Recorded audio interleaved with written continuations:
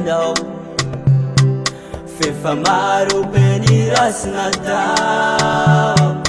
ka mahatonga zay mifona aminao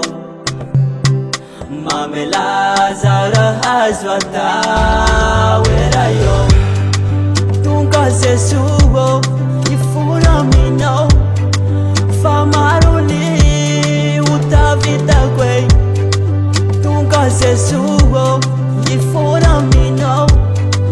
fa maro ny utavitako e ity ao Jesoa mbara isozao e fa vonona iova anaraka anao e ity ao Jesoa mbara isozao e fa vonona iova anaraka anao e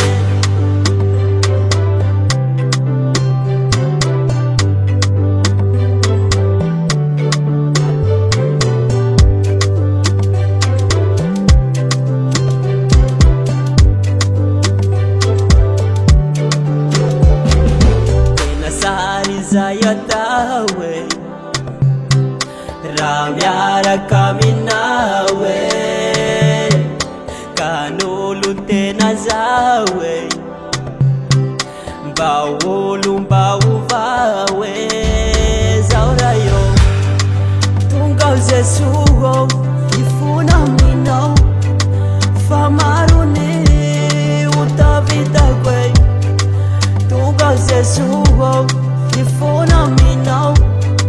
fa maro ny utavitako e ity ao Jesoa mbara isozao e fa vonona iova anaraka anao e ity ao Jesoa mbara isozao e fa vonona iova anaraka anao e mba mamelana ianao tompo efa maro be tokoa ny utavitako tonga iasony marina anao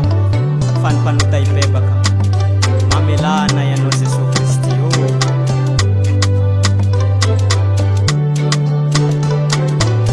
ity ao Jesoa mbara isozao e fa vonona iova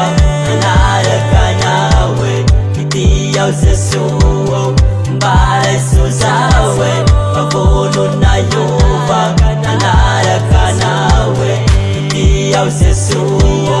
mbara isozao e fa vonona iova anaraka anao e ity ao Jesoa mbara isozao e fa vonona iova